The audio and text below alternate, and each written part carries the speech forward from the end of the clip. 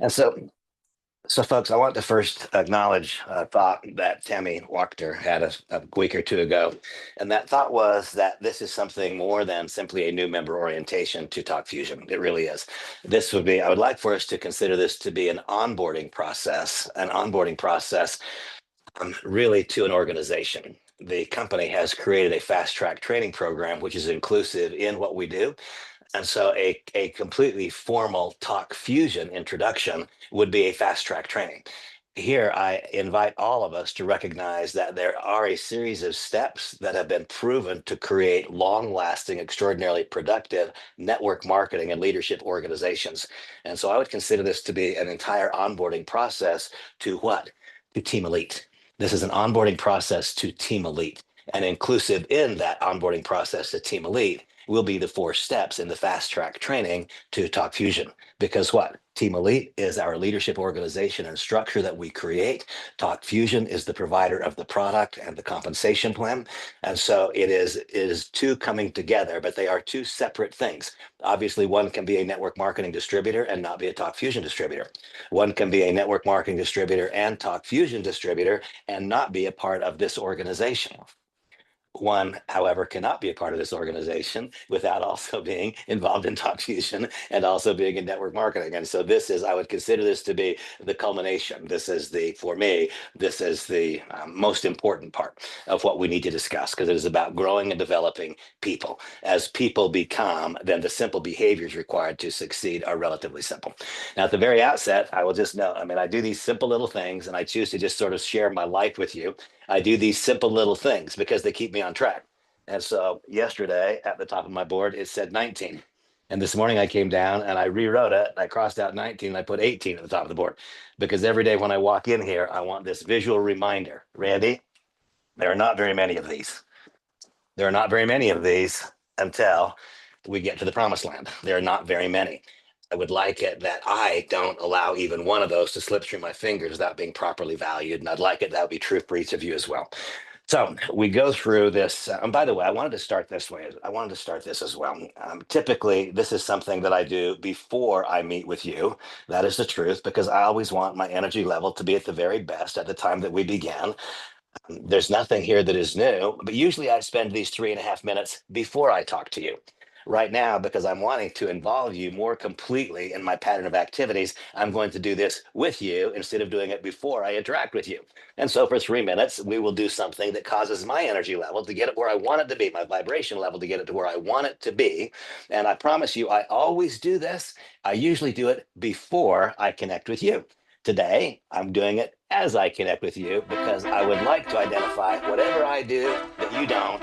Let's do more of those things together.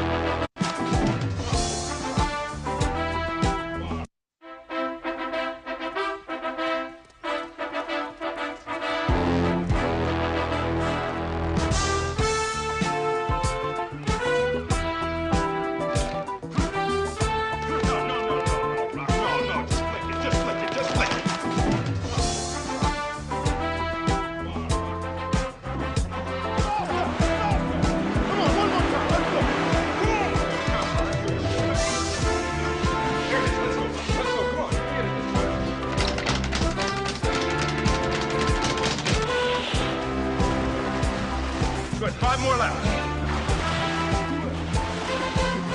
That's it. Watch it. Watch it. Watch it. There you go. Come on. On the toes. On the toes. Turn it. Turn it.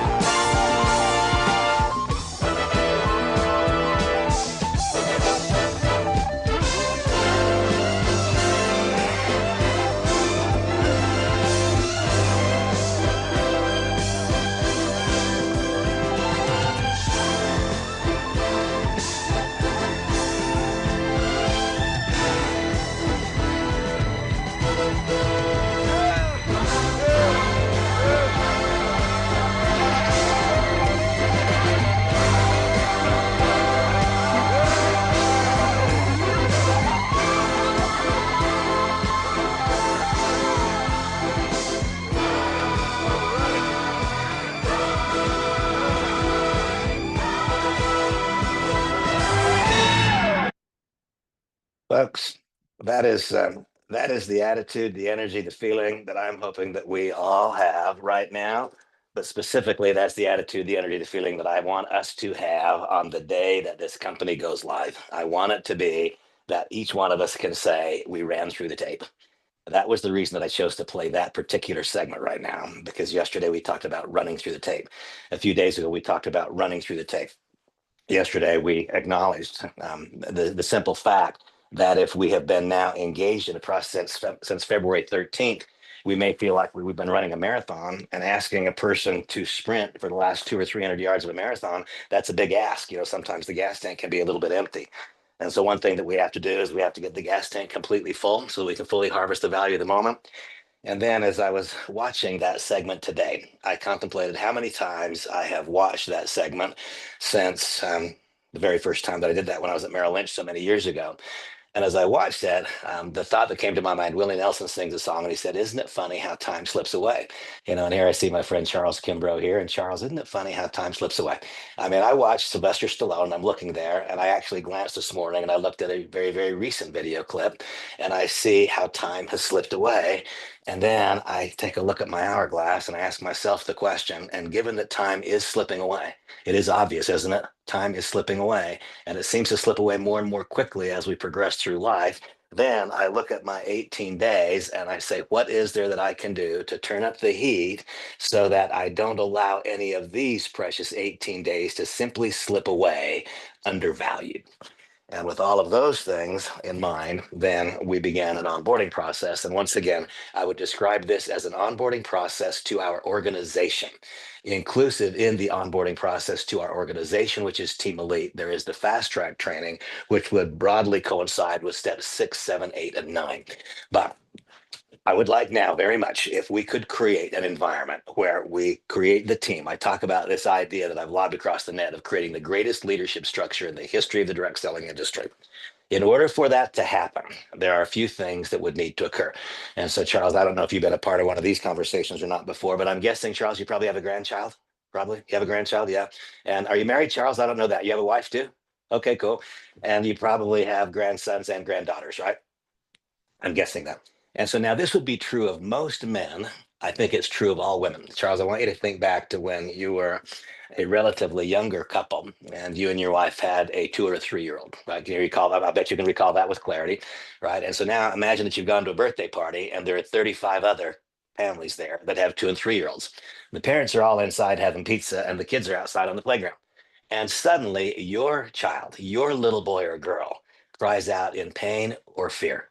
There's 25 voices out there, and yours calls out in pain or fear. Do you recognize your child's voice? I know you do, don't you? And you know what? Many men and most women, I believe I could blindfold that woman and I could hold 20 children up to her and let her feel the texture of their skin and the smell of their hair, and she would know which child is hers. Folks, I promise you, when you know and understand the steps I'm going to describe to you today, the way that a mom or a dad knows their child's laugh, their cry, when they know their feeling of joy and their feeling of pain, and when those things happen, when an organization knows those things and that organization resolutely and together executes these steps, then leadership hierarchies, which are the best, are developed. And that's what I would like us to do now at a higher and better level than ever before. So if I talk to any crowd of people, is it 7? Is it 17? Is it 17,000? And I ask those people, can you tell me right now, what is step 1, 2, 3, 4, 5, 6, 7, 8, 9, and 10?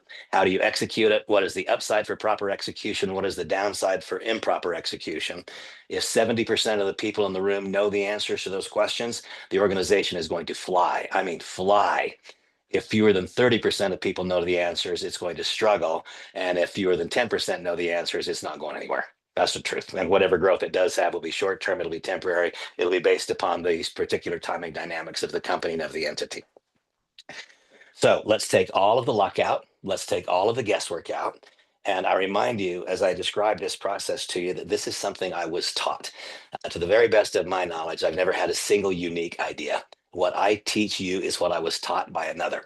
It's not unusual for someone to refer to me today as a leader. I'll tell you what I probably am as the best follower you're likely to encounter.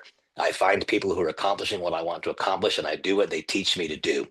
And only when or if I become even more effective at what they taught me to do than they are themselves. Only then do I break out of their track and go around.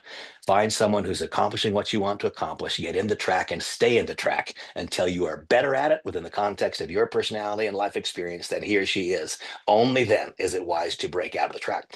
And one of the illustrations I use, and Paul has seen this picture countless times, probably some of the others of you, but one of my favorite pictures describes network marketing at its finest is a picture of two deer walking through what appears to be 4 or 5 feet of freshly fallen snow. And Charles, I've come to conclude over the course of my life that deer are far more intelligent than human beings. Because if two deer walking through 4 feet of freshly fallen snow, the second deer will be exactly in the track of the first deer, precisely in the track. He or she will realize if they're 1 foot out of the track, it's like there is no track. And so if we see a line of deer walking through snow, they will follow precisely and exactly on that track. People do something different. People say, oh, let me find a leader.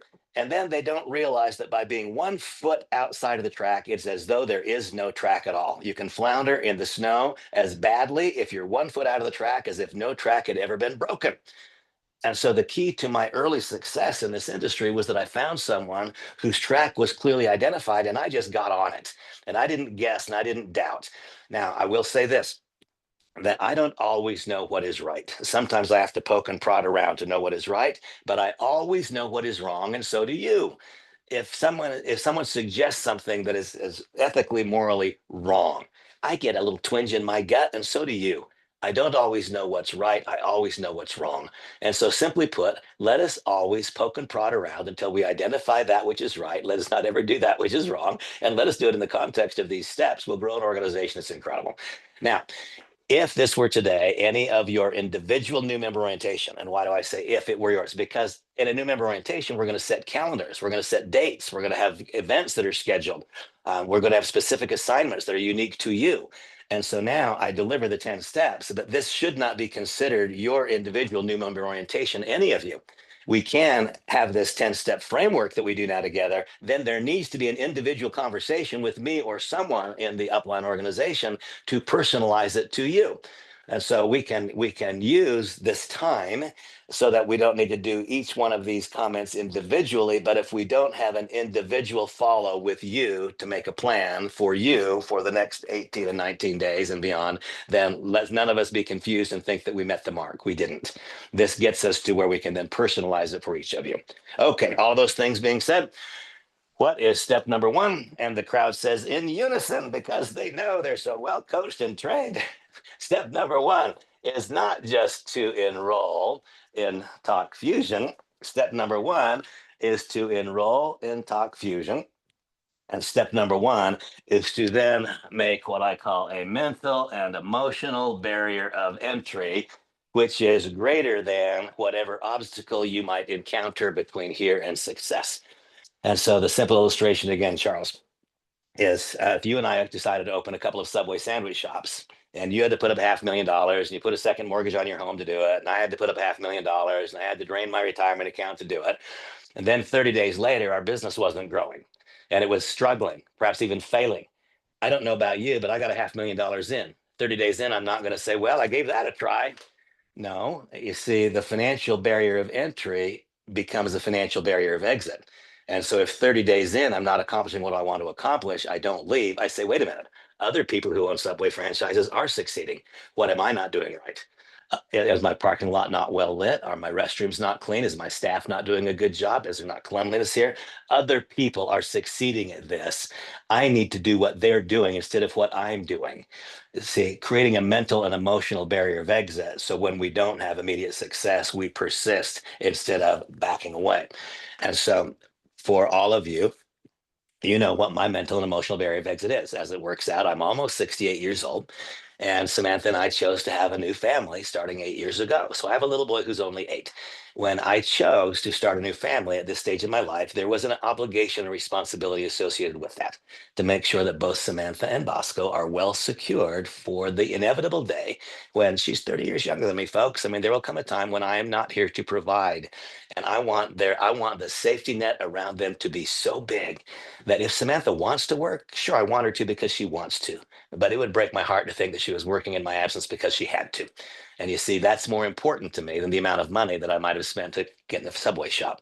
I want my little boy to understand that money does not solve all of the world's problems, but I do not want him to have a lifelong recollection of financial scarcity. That's not what I want. That left a very deep imprint on me. I don't want any part of Bosco's personal self-worth to be tied up in what he has or does not have.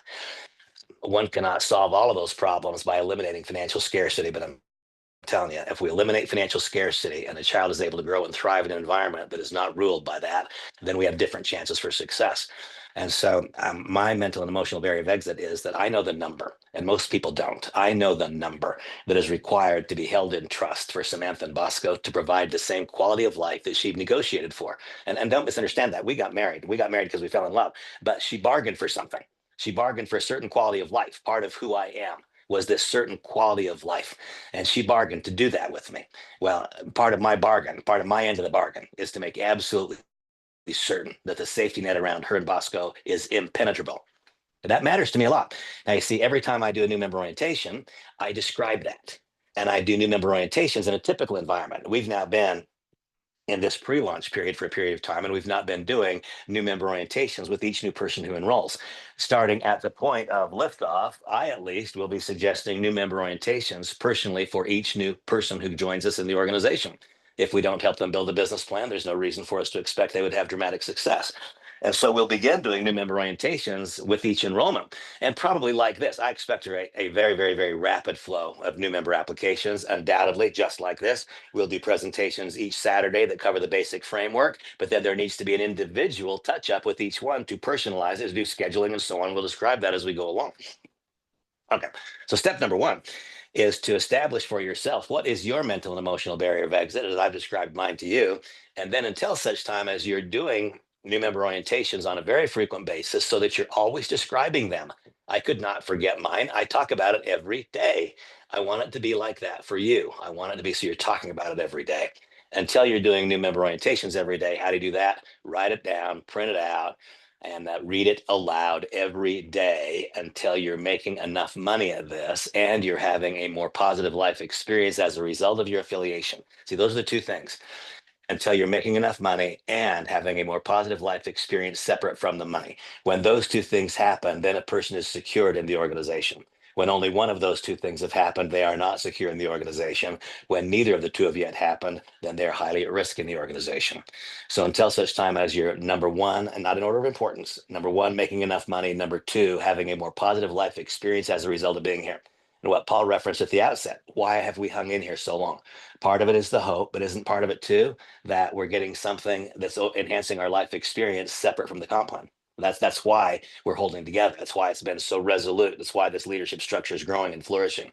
We need to always remember that if the value that we add is only in the product use and the compensation plan, that is a member at risk. It is when the combined value of participation in the organization, when a person is developing, gathering new knowledge, developing new skill, and new character attributes, that is when they become secured. Okay, now if I talk about all 10 steps, as long as I talk about that one, then we will all, it'll be too long. And so I'm going to tighten it up. But you see, if we don't have the mental and emotional barrier of exit, if that's not there first, then all the rest of it doesn't even matter, does it? See, the one thing that I know about me is one thing I know about me is that I'll be here tomorrow. That's what I know. But until you know that, then that needs to be the single most important thing. Until you know that you're going to be here tomorrow, no matter what happens today, then there isn't anything more important than having that mental and emotional barrier of exit and be repeating it aloud daily. Second, and here again, I want to clarify a point here. The last time I talked about this, someone told me that he felt like, and these are his words, he felt like I was shaming those who were not able to join the company with the largest package. Now, let me right now apologize to anyone who feels like that, who feels like anything that I said had that connotation. I was misunderstood. An appropriate initial order is what? It is one that contemplates the new member. It has nothing to do with me. An appropriate initial order, if I'm enrolling Charles today and I'm going through his new member orientation and helping him arrive at a conclusion, Charles, your initial order should be based upon these things. What is your goal? Not mine. My goal has nothing to do with it. What is your financial circumstance? Not mine. What is your willingness to work? Not mine. What's your goal? What's your financial circumstance? What's your willingness to work? Then, having considered those three things, then we consider the compensation plan, and then we consider duplication. So those are the five things that we want to consider. And when I put a lot of emphasis the last time we had this conversation on this step number two, it was because there's a very predictable poor execution of step number two organizationally up until now. I think back at it, if you got involved in February 14th or 15th, it didn't really matter which box you checked on that temporary application. Your credit card wasn't going to get charged for 3 months or for 4 months or whatever it wound up being. And most people, I mean, most, I'm saying greater than 80% of people simply looked at the application and they checked the most convenient box, having no idea what the three product packages were, having had no conversation about this. What is your goal? What is your financial circumstance? What is your willingness to work? And so the default is that about almost 80% of all applications organizationally are that starter package. Now, what is wrong with that? That's nothing wrong with that if that is what's appropriate for each of those people based upon their goal, financial circumstance, and willingness to work. But now let me help you understand why that is not a good idea overall. In any direct selling company, and this is a direct selling company, there are three lines of productivity. The first line is the promotion line. Now, in any company that offers a physical product, the promotion line is any dollar value worth of product purchased on the initial order that was not intended to be consumed by the purchaser. And so if this is the network marketing company's product, I'm going to use one of them, but in my enrollment package, I buy 10. Because why? Well, I bought 10 for a few reasons. I bought 10 so I would have a product to display to another. I bought 10 so I'd have a product to sell to another. I bought 10 so that I would have a duplication to share with another. I mean, Charles, if I bought one, then you're going to say when it comes time to place your order, what did you do? If I bought one, you're likely to buy one. Now, that's great if that's appropriate based upon your goal, financial circumstance, and willingness to work. But if that just happens to be the default, then it's bad. Why? Because your entire multiplier is going to be based upon initial orders. That's what's going to create the multiplier. And so in a product company, if I buy $1,000 worth of products, but I'm only going to consume 110, then what I have is $890 worth of promotion. And this top line, the promotion line, pulls behind it the second line. You say, huh? How and what? What is the second line? The second line is the maintenance line or the smart ship line. That's what it is. That's the maintenance line or smart ship line. So the slope of the top line dictates the slope of the bottom line. Why? Because, Charles, tell me the truth. Is it or is it not true that you would behave differently? It feels different to spend $700 or $800 than it does to spend $175, doesn't it? It's the truth. I mean, I'm going to behave differently. Is it or is it not true that a person who spent $700 or $800, let's assume that they paid an annual membership and a professional pack, now they spend $825 or $890, is that person not going to behave differently than one who spent $175? Yes. Is it not almost assured they will contact more candidates? Yes. If they contact more candidates, more people will have an opportunity to say yes. And that is why the slope of this line dictates the slope of this line. Larger initial orders result in more business presentations result in more members result in more maintenance, and maintenance is what ultimately creates the residual part of our income. When the promotion line is too flat, so right now I will tell you, our promotion line is too flat. When everything is based on the smallest order. What did you do when you got involved? I did the smallest order. That's what proliferates. I did the smallest order. That's what proliferates.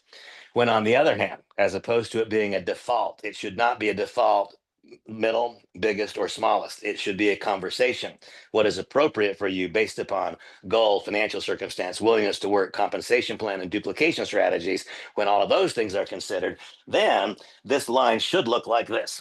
A successful, correctly constructed network marketing leadership organization will have about 1/3 of all orders being the biggest one, about 1/3 being the middle, and about 1/3 being the smallest. Then when we are able, we have our initial order help us. When we are not able, then we have our process help us. And so Charles is going through a new member orientation with his first person. He gets to step number 2 and talks about an appropriate initial order. He talks about the 3 product packages and he talks about the various values of those packages. And then I can tell you that unless Charles is a highly, highly, highly trained individual, he will have said things in the conversation which will result in him getting this question. When you placed your order, what did you do? Now, I will tell you that the more well trained one becomes, the less frequently one will hear that question. I don't ever hear the question. People don't ask me that because I have learned the things to say so that a person is making the decision based upon their goal. The default is for we members to our dialogue is too much about what's good for us, not enough about what's good for them, or it is based upon our fears of the industry or our insecurities having not yet succeeded in this business. And so the default most frequently is let me go to the smallest one. And then, Charles, the question comes up, well, when you got here, Charles, what did you do? This is my experience. Yours might be different. But if I enroll with the starter pack, it is highly, highly, highly unlikely that I will invite someone else to enroll with the professional pack. It just doesn't happen. I can hardly form the words. If, on the other hand, the professional pack was appropriate for me, then it's easy to, what did you do? Well, I got the largest pack that was appropriate for me. That was the professional pack. And so because that's what I did, I helped it. I said what was appropriate for me based upon my goal, my financial circumstance, my willingness to work, the comp plan, everything else. The professional pack was the logical choice for me. Okay, then that will influence that next person to make the larger purchase if that's appropriate for them, whether it be the middle pack or the largest. If I look at an organization and I see that 75 or 80%, which is the way it is now, are all one package, it doesn't matter what the package is, then I know there's improper execution of step number 2. People are not considering goal, financial circumstance, willingness to work, everything about our business. They're simply clicking on the default box. Remember that there are 3 foundation pieces for the development of a large successful organization. The first is a rapid flow of new member applications. The second is to assure that 90% or more of those people place what is for them an appropriate initial order. Right now, we have 80% of people organizationally who have opted for the smallest order. There is no way that 80% of the people in this organization have contemplated and considered what is appropriate based upon goal, financial circumstance, willingness to work, compensation plan, and duplication strategies. When that becomes a part of the dialogue, then I can assure you that the average initial order will be the middle pack or slightly above. When this organization is properly functioning, we'll have about 20% starter packs, 40% elite packs, and 40% professional packs. That's when I will have a sense that that part of our organization is functioning properly at that point in time. And that is what will create the next opportunity if we have a more rapid flow of new member applications, and we have a larger percentage of those who are placing appropriate initial orders, then we're starting to make some traction. Step number 3 is to do what? Step number 3 is to create a 12-month runway. Now, I've always described that as SmartShip. Of course, in our company, we don't have a tangible product that we deliver. We have a digital product, so we call it maintenance or technology fee. If we don't have a 12-month runway, we can't make it. That's just the truth. We need a 12-month runway. Let's recognize that each person who joins us arrives here with a certain set of life's experiences and skills. Most people who join us are joining us because they want and probably need to make more money. Right? Most do. There are some who join us that are dramatically successful at something else, and who knows why they get here. But most who join us because they want and need to make more money. Okay, so let's stop and consider this for a minute. If all that they've learned how to do up until now in their life, so they're 55 or 60 years old, and everything they've learned results in them being 55 or 60 years old, and they want and need more money. Well, isn't it obvious that some attitudes have to change? If 55 years of life have resulted in me wanting and needing more money, then I have got to start thinking differently. I can't just get involved in a different company with the same set of attitudes that have resulted in me being 55 or 60 and broke. And so, for the vast majority of people, this will be a process, not an event. There's a handful of people for whom it's an event. They've prepared themselves perfectly. Their life experience has got them to this moment in time and they're ready to go. For the vast majority of us, it will be a process where we have to gather new knowledge, develop new skills, and refine character attributes. And that, Charles, is why I have to have a 12-month runway. Give us 12 months and we can affect the growth that is required to get the key in the lock. Now, meanwhile, one of the primary purposes that I have is to create a process that allows people to become profitable in advance of skill development. What I just said, folks, is worth a fortune. If we can engage people in a process that allows them to become profitable in advance of skill and character development, and then at the same time, we engage them in a process which results in skill and character development, then a year from now, we can help people go from having learned a living to having other possibilities, dramatically different possibilities. But it takes this 12-month period. And so that's why I have always counseled people that if the company, I've been involved, as you know, in several network marketing companies over my career, 35 years of it, I've been here and there. And whenever there is an annual option, I have always proposed and strongly encouraged the annual option. Many of the companies I've been involved with have had the annual option. When organizations are rooted in the annual option, they do better. They just do better. Because, I mean, here's the truth, Charles, whether or not we want to think about it this way. If a person joins us today, they spend 175 bucks. That wasn't a real big financial commitment. Now they have a monthly commitment of $20. Well, that's like really not very much. It's kind of easy to just forget about it, isn't it? I mean, it's just really easy to just forget about it and let day after day after day go by without having any real productivity. And so we have to shock that system. We have to shock the system. We do it by what? By helping each one create a mental and emotional barrier of exit, by helping them place what is the largest appropriate initial order. Notice I said largest appropriate initial order. And then, to the very extent that it's appropriate for that person, encouraging annual enrollments. And between now, and by the way, if you want to encourage others to do an annual enrollment, the first moment it's financially prudent for you, and I'm acknowledging it may not be financially prudent for you right now. We're about to start making money in this company. The moment it becomes financially prudent for you to upgrade to an annual membership, do so. Only when you have done so is it logical to believe and anticipate and expect that other people will do likewise. Step number 4 is to do a complete back office review.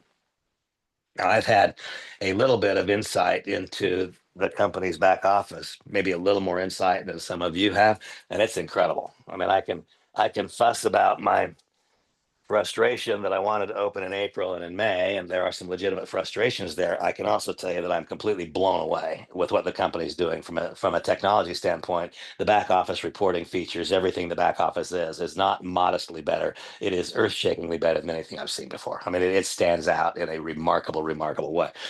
I've always given the assignment at step number 4 to review the entire back office in the first 30 days. And the reason that I do that is you will find when the company goes live, there will be in excess of 100 links in the back office, more than 100. I don't give you an assignment to go and watch all 100 at once. You go start binge looking at links and it all just bleeds together and nothing happens. But what I do give is an assignment to when the site goes live, we'll see exactly how many links are there. And I will then give a tangible assignment to, let's say there are 100 links there, divide that 100 links by 30 days in the first month of involvement. The assignment is then to view 3 links per day for the first 30 days of companies in the new members in the business. And the idea here is very simple. We are either going to build an organization loaded up with people who are self-dependent, who are self-sufficient, or we're going to build a group of people who are reliant upon us to do things for them. And now here, I'm not the tiniest bit critical of any other strategy, but I here want to identify one of the noted strategic differences that I have with some other people in the company. It is possible for you to earn a nice living by being a bringer. You can simply bring people to those presentations that happen every day at noon and at 8 o'clock. You can just be a bringer. You can be a funnel to someone else delivering the message. You can earn a living doing that. If you want to earn a great living, or if you want it to become something substantial, it will be required that one day you become the leader that others feel comfortable bringing their candidate to. You can make a living being a bringer to others. You can earn an incredible living or a fortune by becoming the one that others bring their candidate to. And that is why we have a stated objective to cause each person to learn how to present the business. And that is why we have the process that is going on. It is great to be a bringer at the outset. One must one day become one that others bring to if you want a true financial breakthrough. At step number 4, when you do a complete back office review, you will be gathering the armor for your ultimate presentations. You will. You will know more than almost everybody. I promise you, most people will not do all the back office link review. They will not. It will be one of the things that allows you to separate yourself from those who are relatively less effective almost immediately by knowing and understanding what's in the office. And Charles, the way that I do it is this. And I'm picking on Charles a lot because I'm seeing his face here. I don't know that he's been here before, and I was happy to see you. So, um, if Charles, and he's been at this for a long time, he knows his way around the block, and so this would not happen with him. But if Charles were to contact me 10 days in and say, Randy, where can I find this link? Where can I find this video? Where can I find that? I would very happily and cheerfully say, Charles, remember in step number 4 in the back office review, the link can be found here. I would answer the question. If on day 32, Charles were to contact me and say, hey, Randy, where is that video where I can teach people how the compensation plan works? I would pause and I would smile. And then I would say, Charles, what a fun question. Do you remember step number 4? Let me know when you find it in the back office and send me back the link. You see, in so doing, I am teaching Charles that he is not a customer service agent because I'm not one. If we don't teach our member that, I promise you, you will feel like a customer service agent. They will call you with every single question instead of finding the answer. They will take the path of least resistance. If the least resistance is to ask you and you give them the answer, then guess what? You're creating an organization that will never get strong because you're allowing them to take the path of least resistance instead of requiring them to do the heavy lifting themselves. And so the key is to very gradually remember,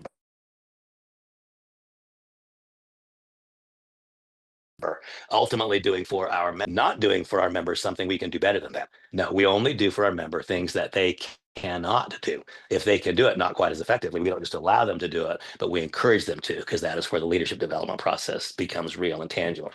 Step number 5 is to build belief. And here we know that we all have this balance beam.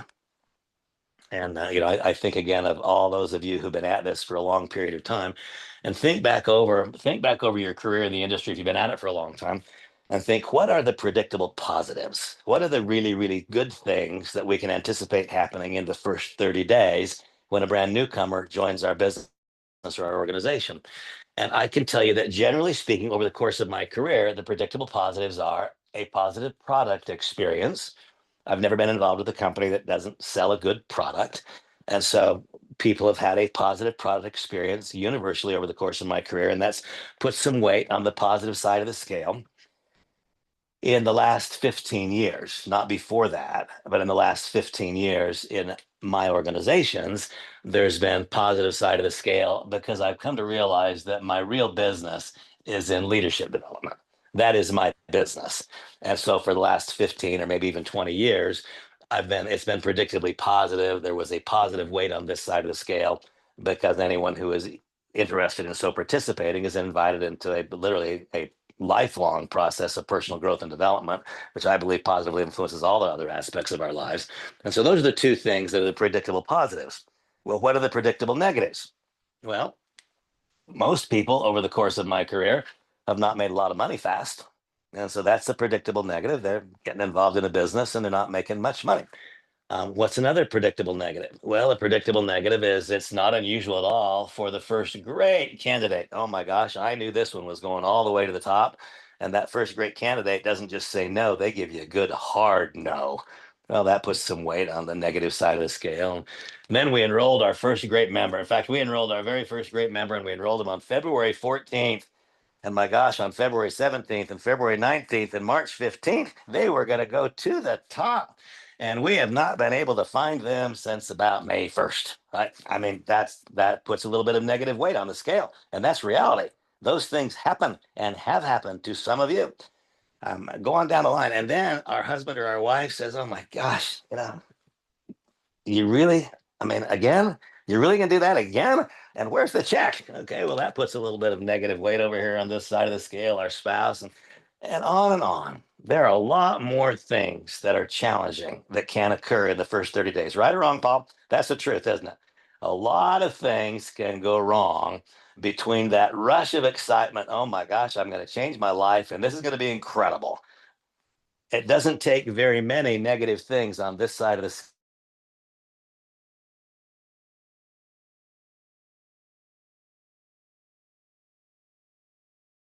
scale to go from my life is going to change. So I cannot overstate the importance on a daily basis.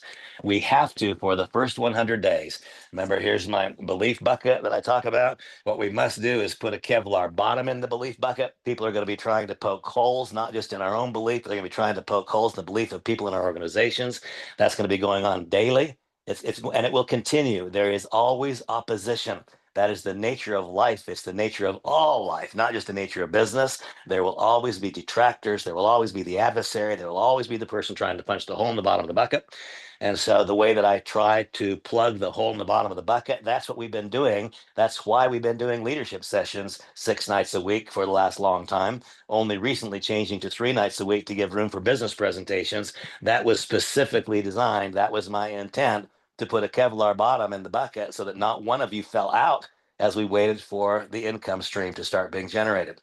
Then on an ongoing basis, and so that's an acute need. There will always be an acute need. There will always be something in somebody's life that requires this Kevlar bottom, and that is why there will always be the ongoing leadership development, things that make people just feel better, be more happy more of the time, irrespective of what's happening in their income in the business right now.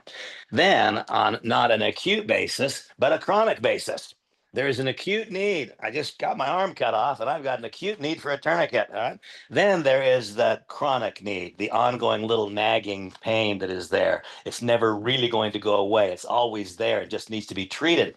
And so that is the evaporation of belief in the belief bucket. I got a cold. I just didn't sleep well last night. I got a little bit tired.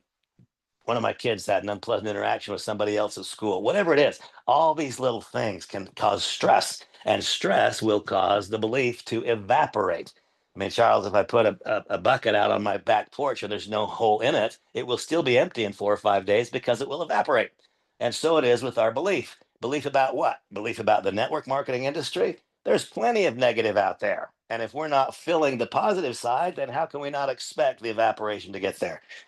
Positive constructive belief in the network marketing industry, positive constructive belief in talk fusion.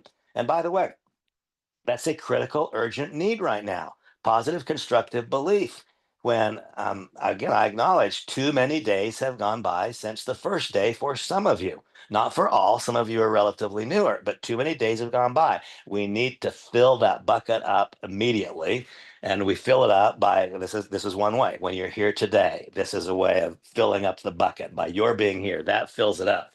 Then we put the Kevlar bottom by continuing to do these sessions Monday, Wednesday, and Friday as we go into the opening process. Then, as we get open, then we begin the daily drip line. And the daily drip line is what? Simply watching one video or more per day. And notice I said or more. I'm going to come back to that. We watch one video or more per day that improves your belief about the direct selling industry, that improves your belief about our company, that improves your belief about the video messaging market today. Most importantly, that improves your belief about you, because that's the one that's going to determine the ultimate outcome. All of the other things are relatively less important. Anything that you watch, that you view, that you participate in, that improves your perception about you, that's where the money is. And that is why, not just the money, that's where the happiness is. That is why still today at this, gosh, it feels like at this late date in my life, having been doing the kinds of things I've done for so long, that is why it is a very, very, very rare week that goes by that I don't listen to at least one segment of Jim Rohn.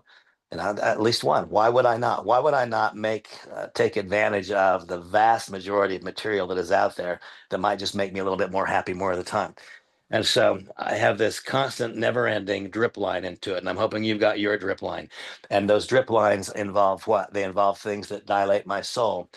They involve things that make me see that which is possible and not become so focused on that which is likely. When I watch that 3 minutes and 49 seconds of Sylvester Stallone, AKA Rocky, no matter how many times I've seen it, I feel more encouraged and empowered after seeing it the next time. All of those things are examples of what I do to keep my belief bucket full. Step number 5 is to build belief. Now, Paul referenced this at the very outset. How much talent or skill is required to act on steps 1 through 5? And the answer is 0. Does it take any talent or skill to enroll and create a mental and emotional barrier of exit, print it out, and read it aloud every day for the next while? No. What does it take? Knowledge of the concept and willingness. Now you have knowledge. The question is, will you have the willingness? You get to prove it to yourself every day as we go forward. Second, place an appropriate initial order. If an appropriate initial order for you is the starter pack, then that is what I want you to have. If based upon your goal, financial circumstance, willingness to work, compensation plan, and duplication strategies, the pack you selected is not right, upgrade it the day we go live. That's my guidance to you. You do what you want to do. Now, does that take talent or skill? No, it takes knowledge. knowledge of concept, knowledge of compensation plan, knowledge of process, and then a decision to act upon that knowledge. Step number 3, I've encouraged you the minute we go live, if it is financially prudent, you become an annual member. If it's not financially prudent at that moment, the first second it becomes financially prudent as a result of your productivity in this compensation plan and business, then upgrade. The moment it becomes prudent for you to upgrade, that will be worth a lot in the long term. Step number, and by the way, and for those who it is not financially prudent, Charles, I'm just about the most fully disclosed guy there is. I mean, my past is the past. And but as you know, I spent a time when I was pretty much crippled with drug addiction and alcoholism. I mean, that happened. And during that period, there was a period of time where I was out of society. And you know what? During a 30-month period of time when I was not in society, I earned over $9.5 million in network marketing commissions during a period of time when I was out of society and I couldn't take a telephone call. Now, you might wonder, how in the world could that happen? That happened because I had 68,000 people on SmartShip when I disappeared, and I had 68,000 people on SmartShip when I reappeared. How could that happen? It's because they weren't doing it for me. So that's the big problem, folks. When our business message has anything to do about what's in it for us, it's an empty, hollow message. It doesn't matter. It's when our business message is what's in it for somebody else. And so no one was doing it for me. No one thought they were doing it for me. That had not been presented. Everyone was doing it for themselves. That's first. And then second, everyone went through a new member orientation like I'm describing. And I personally believe that words have power. I think there's some words that are unbelievably powerful. And for me, one of the most powerful words is promise. And so, Charles, I had all those people, and they had been taught this process. When it came to new member orientation time, then either I or a replicating and duplicating leadership group in the new member orientation said something like this. Now, Charles or Paul or Steve or Leor or Leslie, whomever you are, I'm going to ask very, very little of you throughout our entire experience together. Very, very little. The one thing that I will ask is this, that if the time comes when you are wavering, when your belief has been broken to the point you're contemplating clicking off of your SmartShip or maintenance, then my request of you is this, that you promise me, promise. See, that's one of those words that I think has power, that you promise me that before you click off SmartShip or maintenance, that you call me and explain what's going on. Do you promise? And then at that point, I extended my hand and we shook on it. People promised. That was worth an absolute fortune to me. You see, people get involved in direct selling companies and they hardly have a new member orientation. There's no thought given to the importance of SmartShip. Folks, let this get drilled into your head. SmartShip is a sacred principle. Sacred, Randy? Isn't that overdoing it a little bit? No. If people embrace SmartShip with a degree of permanence, it is sacred. It's not what goes away when things get difficult. It's the thing that stays because things got difficult. When we accept SmartShip as a permanent commitment, not as a temporary something I might do, that is when people in your group will make money. Why did I say it's sacred? Because people in your group are not going to have the outcomes they want unless your group across the board embraces a 12-month SmartShip minimum commitment. That is the truth. And so if people are not going to have the experience they want to have unless they do this, that's why I describe it as being sacred in nature, because it's going to be the determining factor in success for more people than almost anything else. And so we determine the permanence of SmartShip. We do a back office review. How much talent or skill is required? Nothing. Knowledge and willingness. How much talent or skill is required to do a back office review? Exactly none. What is required? Knowledge and willingness. What is required? To watch a video every day. And notice I said a video or two. If it extends beyond 10 minutes, then it is no longer constructive behavior. It is now avoidance behavior. We can sit and watch videos all day and do nothing that's an actual revenue producing activity. And so instead, 1, 2, or 3. Now, all of these are what made it possible for us to then contemplate the action steps as opposed to the willingness steps. These are willingness. Now we come to action. Step number 6, if our belief is high, is it not true that if my belief is high, I will have a lot of people on my candidate list? I mean, if I really and no kidding believe that what I have is of value to other people, if I believe that I'm offering them something that can both make them more money and as a result of participation in this organization, I think improve their life in every respect. See, I believe that. And since I believe it is so easy for me to offer it to somebody else. If I don't believe that, then I will not. Well, step number 6, if my belief is high, my candidate list is large. If my belief is high, I have people on my candidate list that I look up to. If my belief is low, my candidate list is small, and I only have people on it who look up to me. That's the truth. And so it's really easy for me to measure where my belief is by taking a look at my candidate list. Now, step number 6. Here, folks, if we as an organization, if we embrace this next topic and actually do it and do it well, this will be a bigger business than any of you have dreamed of yet. I have never yet, not yet in my career, have I been able to fashion and participate in the development of an organization that completely embraced this next principle. If this organization embraces this principle, this will become the most successful organization of my life. If this becomes the most successful organization of my life, by definition, that means it's the most successful organization of yours. That's the truth. And so here is that principle. We know this. We know that here's the way that it really works. Here we have my typical new member. My typical new member is excited. I'm going to make him or her smiling. I'm going to give her some curly hair. Here's my typical new member. She's all fired up. She is excited because she just got involved in Talk Fusion and now life is going to get better. And here is my typical new member's candidate. And my typical new member's candidate, he or she doesn't know whether or not to be excited. They don't know what they're excited about. And so here we have my typical new member. And what do? They come rushing towards the candidate. And they come rushing towards the candidate with a message like this: oh my gosh, you are going to be great at my business. To which my candidate in the back of their mind says, so what? It is your business. Why do I care? I mean, folks, we need to create a candidate list, and we then need to learn how to invite that candidate in such a way that the candidate opens their eyes, their ears, and their hearts to possibility. And so we're going to talk a little bit. I'm going to blend these two together, these numbers, steps number 6 and step number 7. So here I have my typical new member. And let's stop and think about this for a second.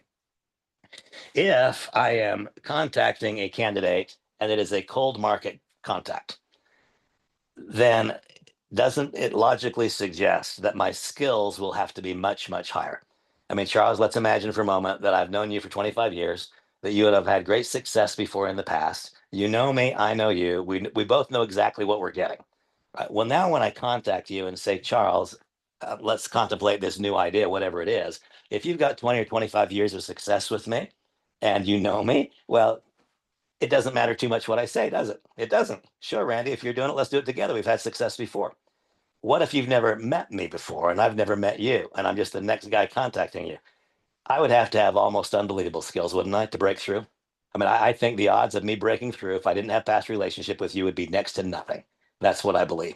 But if I were able to break through, it would be because I had about the most highly developed inviting skill that anybody's ever had. Folks, I need you to know and understand the most important skill by far is the skill associated with step number 6. The skill associated with step number 6 is learning how to live our lives in such a way that our candidate list is perpetually growing in front of us. That is a skill that can be developed.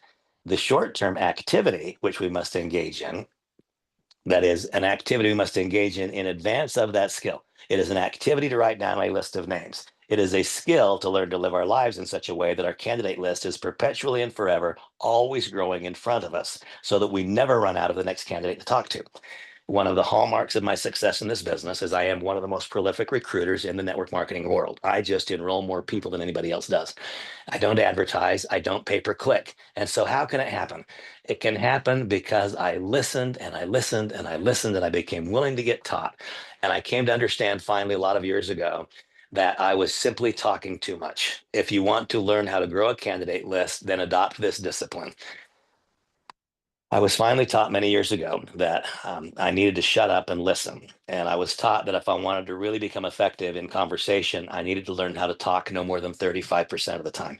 That's really hard for me because in so many cases I'm in teach mode and I'm required to talk the entire time. And so when I'm in conversation, I have to remind myself, Randy, now you're in conversation mode. You are not in present mode. It is way too easy for me and for us to be in present mode as opposed to conversation mode. And it doesn't work very well. What works are conversations. Presentations work in front of great big audiences on stages. Conversations work with 3 and 4 and 5 people, one person at a time. That's what really works. And so, in conversation, if I want to grow a candidate list, I can tell you that I simply need to learn how to listen 65% of the time. If you want your world to get incredibly bigger, you start today and for the next year, listen 65% of the time in all conversations. 1 year from now, you'll have a lot more friends than you have today. It's an amazing thing that occurs in conversation. What you mostly find are people waiting up here. In my mind, I'm waiting, can't wait to say what I'm going to say, and you're waiting, can't wait to say what you're going to say. Find a way. I had to find a way to stop that, just to quiet it. Randy, shut up. What you have to say does not matter. You need to listen 65% of the time. If I listen 65% of the time, then my candidate will tell me what's important to them. And once I know what's important to them, then I get to help them do what they want to do as opposed to trying them to get something I want them to do. That is the biggest single shift in my thought. When I first got involved in network marketing, I was taught by one of the most gifted people. I was taught, Randy, people have already decided they don't want to do this. And so therefore, you're going to have to break through. I have come to conclude that that is really a rotten way to think about this. People want to do this if they understand what it is. The only reason they don't want to do it is because of ignorance. Ignorant is not a negative word. It is simply a word that measures a lack of education. When a person really knows what this is, yes, they do want to do it. Well, down here at step number 6, what I found out was that if instead of coming rushing to people and telling them about my business, which they didn't care about, when instead I learned how to listen to what they care about, then I was able to fashion a message about my business meeting their need, as opposed to trying to get them to join my business to meet my need. And that sounds like a simple play on words. It's a big difference. When I learned how to listen so that I could fashion my business into a process that would help them get what they want and need, as opposed to trying to get you to do what I want to meet my need. That shift in process, that shift in my thought changed the way that I interact with people. And it made it such that I was likely to accomplish something far greater.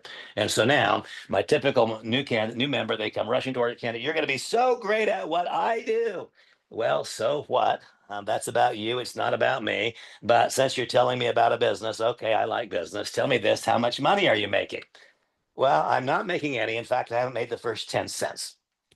Well, that's a curious thing. You want to get me involved in a business and yet you're making no money? Folks, there's nothing wrong with that question. Anyone who contacts me about a business, well, tell me, give me the numbers, show me where it's at here. And so, well, so you're not making any money. That's a curious thing. Well, tell me this. How much do you know about it? Well, I've been on 3 Zooms. Oh, so you don't know much. Can you teach me how to do it? I don't have any idea how to do it. Then why should I join you? Folks, this is the reason that the vast majority of people who get involved in direct selling never enroll anybody.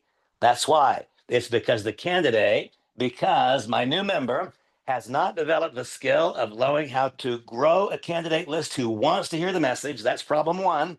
I didn't learn how to be quiet so that I can address what you want, because I'm not addressing what you want. I'm talking about what I want. And that results in you saying, and how's it working? What are the results? Are you making any money? No. Do you know how to do it? No, I don't. Can you teach me how? No, I cannot. Then why should I join you? That is the basic problem. If one learns how to properly create a candidate list by living our life so that that candidate wants to be in association with us, if we then master the art of the invitation so that we know what to say and what not to say, so that our candidate opens their eyes and their ears and their hearts to possibility, then my candidate will focus on the opportunity being offered.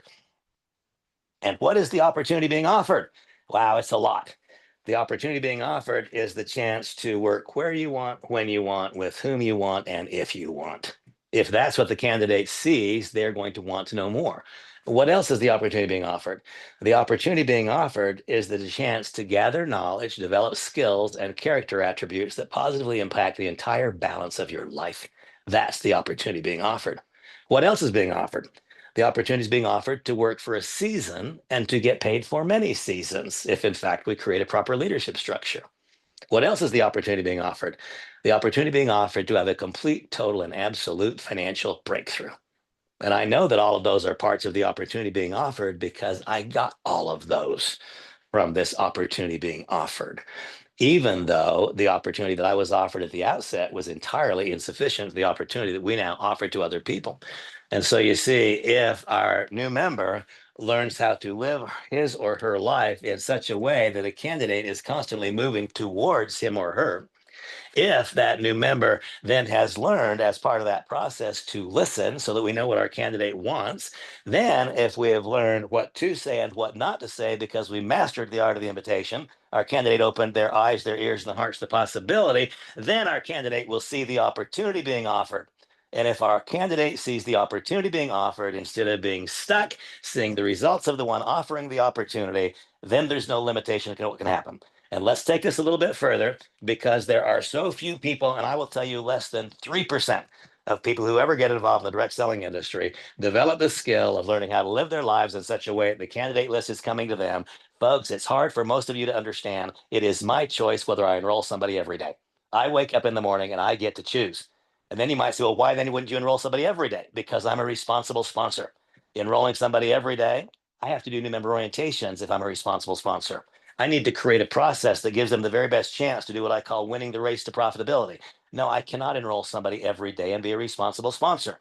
I find that I can enroll somebody about once a week and be a responsible sponsor. And so that's typically what I do. That's the way that it works for me. Okay, so if we get down here, step number 7, my new candidate's mastering the art of the invitation, then the next skill that is required is learn how to present the business in a fashion that can duplicate. And so coming back up here to step number 6, remember I've separated this. I've said it's an activity to write down a list of names, and it's a skill to learn to live our lives that our candidate list is growing in front of us. And so the first candidate list that I want, the first one, the first preliminary candidate list, I would like any of you who are willing to take me up on this, send me a list of 12 to 15 names. That's all, just 12 to 15 names. And then one sentence beside each of the 12 to 15. Who are they? What is your relationship with them? And I will then, and this, remember I said a few moments ago that if an organization, if a leadership structure learned how to do what I'm now describing and did it, this would become an absolute straight up ballistic rocket ship, not just in this continuing pre-launch period, but for a long time. What I'll describe to you right now is the difference in monumental success and the lack thereof for most people. If you would send to me a list of 12 to 15 people with one sentence beside them, then I will send back to you an exact invitation. See, this is the breakdown. The reason that most people don't succeed in their industry is not because they talk to a countless number of candidates and the candidates reject their message. That's not the truth. What the reason people fail is because they don't talk to enough candidates to have the logical outcome being success. If we talk to enough candidates, no matter how bad we are, some are going to say yes. And so the issue is not how great is our skill level. The issue is how great is our conviction level that results in us making enough touches. If we do make enough touches, then again, Cicero will be borne out. Skill to do will come from the doing. But the real key is this. If I give enough candidates the chance to opt in or opt out. So in the beginning, I want you to send me 12 to 15. And the 12 to 15 on that list, I want them to be people who know you, trust you, who you know, trust, respect. They're your friends, people who will encourage and support you. That's who I want to be on the first list. I don't care if any of them join us in the business. I want them to be people who will encourage you and support you. What is the primary purpose of our first private small group presentation? And by the way, that private small group presentation, I am completely ambivalent. I don't care if it's in person or virtual. I don't care. A year ago, I would have told you, no, I think we need to do the majority in person simply because that's where my career has been. I'm willing to acknowledge that the world has moved past that. There are people like me who want that person to person stuff, and I will always do that for those who want it. It's also true. If we consider what's happened in just our leadership group, I've stated for a long time that the reason for personal interactions is because they become so much more deep. The truth is, Leo, I happen to be looking at your face right now. Our group is becoming pretty darn tight, and most of us have never been in the same room with one another. And so it's become evident to me that we can do some things on Zoom that I really would not have believed that we could do. I mean, it's become a very, very tight knit group in a really short period of time. And the vast majority of us have never met one another. And so I now know that we can accomplish some things virtually that I would not have guessed that we could accomplish virtually even 90 days ago, because I've never done exactly what I've been doing with all of these virtual lessons as opposed to it being required to be in person. But here's what I know. You guys send me a list. Let me send to you exact examples of invitations. Why am I doing that? I'm teaching you how to send exact examples of invitations for people in your group. If each one of us at the conclusion of new member orientations would have each person send us 12, 14, 15 candidates, and then let us send them exact examples of invitation messages, you know what would happen? Each of you will be developing leadership skills. The very thing I just described for you to do, that's going to take effort on your part. That's not going to be an easy automatic thing. you will become a more skilled person after 30 days of doing this, and you'll be shocked how it will change your own self-confidence and your poise. And you will then be perceived as a leader, as opposed to being perceived, as some are, as a conduit to a leadership group. Right. I want you to be perceived as a leader within the group, and I want you to be perceived as a conduit to a leadership structure. Helping when I send those invitations over, then you will see how remarkably easy it is, and you will see that the candidate responds well to them. So step number 6, the activity, send me that little candidate list, 12 to 15 people, one sentence beside them, and let me do what I do. Just let me do what I do. Let me help you. Step number 6, the extension of that will be learning to live our lives in such a way that our candidate list grows in front of us. But that is part of the ongoing process. You're all involved in it right now. Those of you who've been participating on the leadership sessions night after night after night after night, you are involved in a process that causes you to become a little more. And understand this: if we want to grow our candidate list, the way that we do it is we grow ourselves.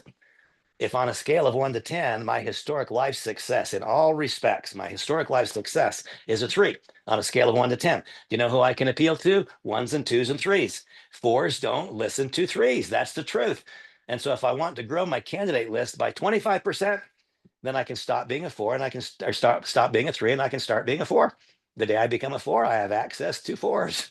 And if I keep pushing myself against the grinding wheel and I become a 5, now I have access to 5s.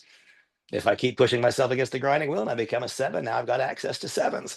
The wonderful thing is that to grow a candidate list, one must simply grow himself or herself. What is the single one thing that we are in control of? It is whether or not we choose to grow. That is it. If we choose to grow, then our candidate list grows in front of us, and this gets really easy. If we choose not to grow, then we have to have unbelievably well-developed inviting skills, because I just told you that 3s cannot appeal to 4s. If you become an absolute master, I mean a master at the art of the invitation, then you can effectively appeal to people 1 or 2 grades more advanced than you in terms of leadership development. That single skill of mastering the art of the invitation. And that is why I've taught for so many years. That's why I've always had an audio file called Mastering the Art of the Invitation. I've been waiting until the company went live to introduce it. It'll be introduced this coming week.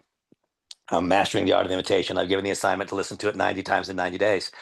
And that is simply, and by the way, 1 time per week, listening, paying attention, the other time just background noise. Why? It is because all day, every day, people are telling you how and why they need Talk Fusion. The people tell me all day, every day, how and why they need this. When a person tells me their daughter's getting married, they didn't know it, but they just told me they need this. They said, my daughter's getting married. And what I heard was, wow, a wedding can cost 150 grand. It can even cost more. That's going to cause financial pressure. And I know there's a person here who needs my help. A person tells me my child just graduated from high school. What I heard was this parent would do anything to give that child the best college education, and they wish that money didn't matter. And I've got a way to help them. A person tells me their child has just graduated from kindergarten. I know very well the parent would like to send that child to the very best school that is available, and they might not be able to afford it. All day, every day, people tell me how and why they need and want what we do. The mistake most people make is someone makes that statement, my daughter's getting married, and then they leap into it. No, they told you their daughter's getting married. They don't want to talk about a business. Sometimes we have to slow down to hurry up. If Charles tells me he's getting a brand new grandchild and he's so excited, and I can call him the next day and say, oh my gosh, Charles, let me tell you how you can start an investment account for that child. I could do that, and Charles would not pay any attention to me. On the other hand, I could wait about 2 weeks or 3 weeks. And then if he's geographically close, I'd rather drive 25 minutes through traffic to look him in the eye and shake his hand than I would be online. But if it's not convenient, then what I'm going to do is I'm going to wait 2 or 3 weeks. And then 2 or 3 weeks later, I'm going to contact you. And Charles, as I said, if I can, I'm going to walk right up to your door. I'm going to invite you to meet me at Starbucks. And I'm going to say, Charles, I have not been able to forget the look in your eye when about 3.5 or 4 weeks ago, you told me that you were having a grandchild. And I remember how you said what it would be worth to fund that child's education. I've not been able to forget you. Charles, I can show you if you'd like. I can provide a short video that will show you how I funded my kids' education. Would you like me to send it to you? See, that's what I do. And because I did that, you see, mastering the art of the invitation, is it not fairly obvious that Charles is going to open that? And it's not just that he's going to open it, but he's going to open it with anxious or with eager anticipation of what's in it for him or her. Mastering the art of the invitation means it is personal to him. It's responding to something that he or she said. He or she provoked the interaction, not me. See, if it's me provoking the interaction, then I am chasing. If it's me responding to something the other person said, which requires what? It requires that I close my mouth and listen. Now I get to respond to something somebody else said. Feels incredibly different, doesn't it, Charles? That if I'm responding to something you said, I'm helping you do something you told me was important. Isn't that incredibly different than me saying, wow, Charles, I've got something you would be great at? Yeah, big, big, big differences in outcomes versus whether I am approaching you with my idea or I'm listening to what your desire was and then showing you how my idea can help you do what you want to do. That is how one creates a proper candidate list and masters the art of the invitation. And that is what has resulted in my career being one of the most successful ones in the industry for the last long, long, long time. Step number 8 is where we learn how to present the business. We present the business in a fashion that can duplicate. And once again, here, I volunteer for the heavy lifting, but I volunteer for the heavy lifting for a relatively short period of time. Remember, what is the essence and nature of our business? We recruit. We have no one to train unless we recruit. So we recruit, we train, we retain, and we then fully transfer the ton of knowledge and leadership to somebody else. The single greatest evidence of success in this business is if when we are not working, no one even knows because someone else has become the leader. And so at step number 8, I would propose to help you learn how to present the business by presenting it with you and on your behalf. We come over to now at this stage, we come over to this ladder of escalation. Ladder of escalation is a daily method of operation. And in this ladder of escalation, what do we have? We have, first of all, the first step is the use of a properly constructed script and letting a tool talk. That's what that is. And how will we do that? The very moment that this company goes live, I'm hoping that you have sent me that group of invitations, that group of names, and I'm then going to help you create video messages to send them. The first step, the first rung on the ladder of escalation, we've created a candidate list. We have a preliminary candidate list of people who we know will encourage and support us. We don't care if they join us in the business. The primary purpose of the first presentation is for you to experience the first presentation. The primary purpose is not for someone to enroll. If they happen to enroll, that's a lovely secondary effect, a lovely side effect. The primary purpose is for you to have the experience, because if you have the first experience and it goes well, you're far more likely to have the second experience. Notice I put in there the caveat, and it goes well. That is why I've reframed the outcome objective. The outcome objective is simply that you do it. That's it. Therefore, if you do it, it was a success. When I was first brought into the business, I was taught that I should call the best and the brightest that I knew. I'm going to enroll 10 or 12 people the first night. Well, guess what? I didn't enroll anybody the first night. And so that false expectation made me feel like a flop the first night. I don't think that was very good judgment. I think that was very good guidance by my teacher at that point in time. I want the first experience to be a good one. And that's why I only want the people who are there to be people who are going to encourage you. And I really and truly don't care if they enroll. I want it to be that you can stand in front of them, your hand shaking a little bit, and say, I've never done this before. I'm not a public speaker, but I found a project I'm so enthused about, and I care about you so much that I'm willing to do something quite a ways out of my ability level, because this is important for you to see. So please be patient with me. I'm probably going to be referring to notes. Um, I might look and act a little scared, but this is important. Having done that, then I want you to just push through the slides, just push through the slides. But you see, you can't do what I just described unless there are people who will support you. And so I want you to have in that room, that first room, people who will support you. And if any of them happen to have interest in the business afterwards, that is great. Remember, I said I wanted you to send me 12 to 15 names. That is because the first 2 presentations that we do together on your behalf, I want them to be people who will support you. If they happen to also be people who want to do the business, that's wonderful, but that's not the primary purpose. And so now we utilize a properly constructed script to let a tool talk. If we tie this together with the fast track training guide, if we look at the fast track training guide, what does it tell us that we should do? It says the first thing that we should do is that we should send an invitation. Okay. And so if we're going to send an invitation, that does not conflict with anything I've put here, does it? It simply starts quite a ways down the path. There was not in the fast track training guide, it didn't have a mechanism to establish a bigger, broader commitment. And so there is not anything here that is in conflict with the training guide. This is something that is in addition to, that I think will make greater the impact of these activities. but we need to have a mental and emotional barrier of exit. And so I find that not to be in any way a conflict in what's happening here. Second, there is absolutely nothing in here that describes the logic of an appropriate initial order, like absolutely nothing. What I would like is for us to just add those meat to the bones. That is not finding fault with here. That's not what this was designed to do. We need to have within our organization a general perception of what is an appropriate initial order. And my view of that is, once again, what is the new member's goal, not ours? What is the new member's financial circumstance, not ours? What is the new member's willingness to work, not ours?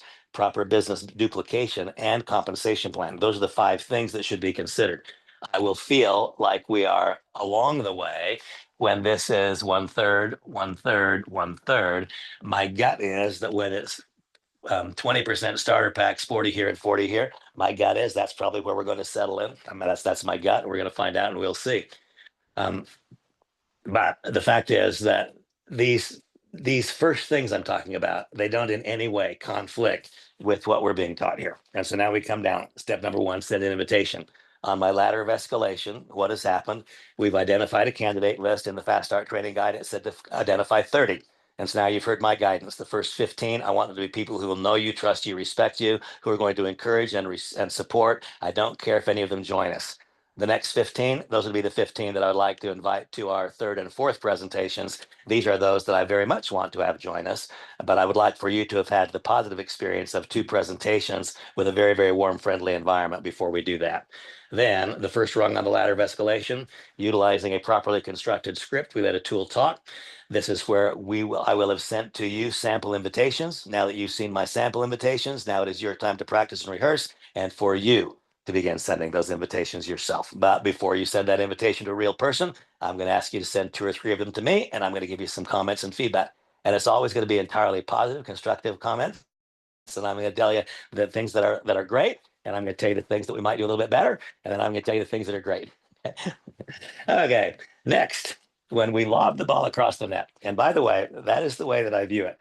I would like for you, if you can, and this is not easy, but I would like for you to have very, very little or possibly no emotional attachment to someone else's decision.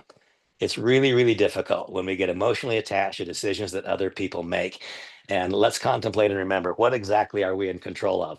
Well, not much. And what specifically are we not in control of? Decisions other people make, actions that other people take, and attitudes that other people express. We want to live a life of misery. We can be focused on those things.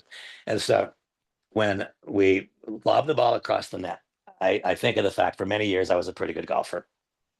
I'm not very good anymore, but I was a pretty good golfer for a long time. But it's really hard for me to do something not as well as I once did it. And I will never, ever, ever be as good a golfer as I once was. I mean, I was once pretty good. I was once not very far off the mark from the guys you see on TV. So now I go and I play and I'm an absolute chop. So it's not as fun as it used to be. What's really fun for me is to get better at something. It's really fun. If I'm getting better at something, that is fun. So I'm such a horrible tennis player that it's easy to get better. I mean, you could almost not you have to get better. So, but when I go to the tennis court, I'm so bad, nobody likes to play with me. And so mostly it's just me and a basket full of balls. And, we watch the guys on TV and the gals, and they hit it so hard. And that ball just dives over the net. I mean, it dives over the net and it practically bounces, over the guy's head because they're getting a lot of topspin. Bad players like me, instead of that ball shaped like that, they chip it and it kind of sails over the net. And it always sails over the back fence. That's kind of my world. And so I stand there with my bucket of balls, and there's nobody over there. There's no one on the other side. And so I'm just lobbing those things across the net, just lobbing them across the net. And I'm trying to have it have this shape, trying to lob it across the net. Well, I'm not expecting it to come back. If it did come back, I'd say, what's up with this? There's nobody over there. That's the way that it is when I lob the ball across the net. In my mind, there's nobody over there. If it happens to come back, that's a bonus. But I'm not expecting it to come back. In my mind's eye, I am lobbing the ball across the net, and there is nobody over there. So if it happens to come back, I'm excited and I'm enthused. If it doesn't come back, I'm not running over the other side of the net and saying, where's the ball? Where's the ball? And I'm looking for people who are looking. And if I lob the ball across the net enough times, I'm going to find the one who is looking. And when I find the one who is looking, they will evidence themselves. I am not going to cause someone to look. I have to find the one who is looking. Do not believe you're going to succeed at this by causing others to look. You are not. We are going to succeed at this by finding others who are looking and then by helping them understand how we have what they're looking for. Oh, I lob the ball across the net. When it comes back, they opt in. And by the way, you'll see the way that I do this.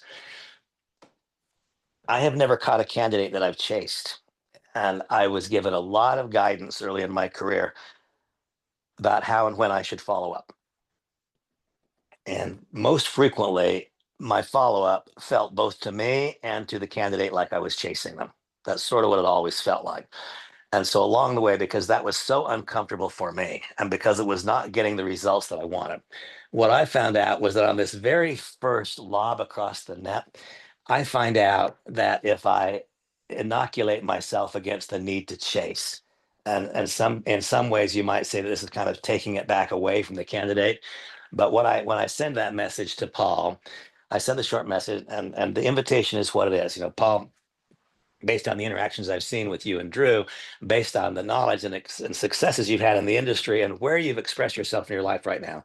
I don't know, Paul, but it might be that what you've been searching for the last quite a while is right in front of us right now.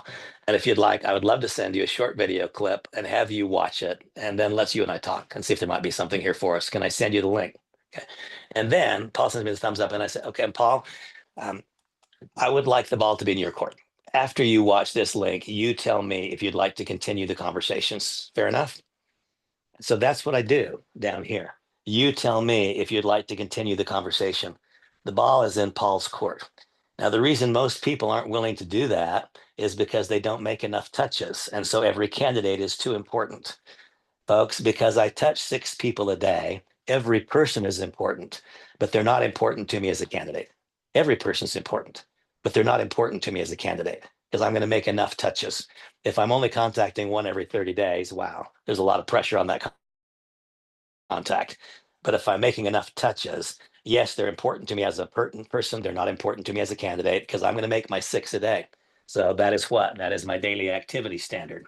Now, each of us need to have our own daily activity standard. Yours will not be the same as mine. Yours will be based upon your goals and objectives, not based upon my goals and objectives, based upon your life experience, not mine. But on this very first one, upon review of the message, Charles, you please let me know if you would like to continue the conversation. Bang. And I let the ball drop. And if it doesn't come back across the net, I'm not running over there saying, oh my gosh, wasn't that an incredible video? Didn't you love that? What did you like the most? I find that to not be appealing to other people. I find it to not be appealing to me. And so when I instead say, you let me know if you want to continue the conversation, I let the ball drop.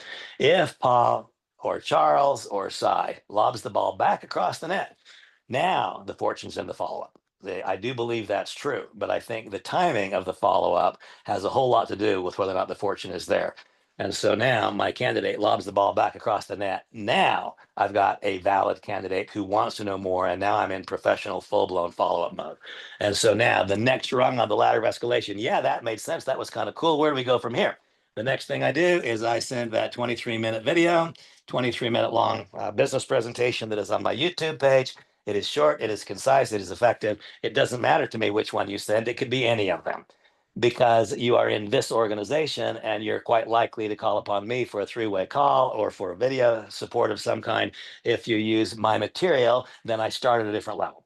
And I don't care which one you use, you could use some other video that's out there, but then it doesn't, that I start at a different level with the candidate. If they watched me on the video and then you incorporate me into the next conversation, then we're starting at a next space. And so that's what's going to work the best, in my opinion. If there's some other personality, however, or some other method of presentation you like better, great, use that. I don't care. Okay. And so here we have this second lob across the net. This is where I send that 23-minute long video. And now when I send that video, now I've become completely and absolutely assumptive. If a person, they only have to lob the ball back across once. If they lob the ball back across one time, they are going to join me. It is so close to 100% that there's not even any point in measuring the other part. If the ball drops flat, it drops flat. If they lob the ball back across to me one time, they are going to join me. They might join me this week, they might join me next week, they might join me next month, but one time back, they're going to join me. And so now I send this second video knowing full well that they are going to join me. When I send the video, I say, let me know. Now this time, yes, it makes some sense. I want to talk further. Great. I'm sending you a 23-minute long video because I want this when we have our next live conversation. I want to be talking about the things that are on that video, and tell me when is a good time for our next conversation. Now I schedule it. And I schedule it sometime in the next 24 to 48 hours. I prefer it the next 24, the next 48 is okay.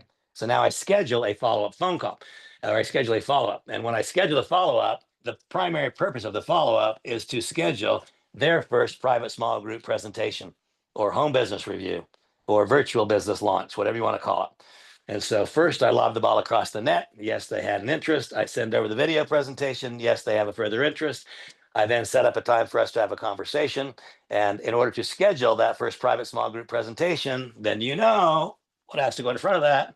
Next comes a new member orientation. Because you say, wait a minute, they're not even joined, they haven't joined yet. That is true.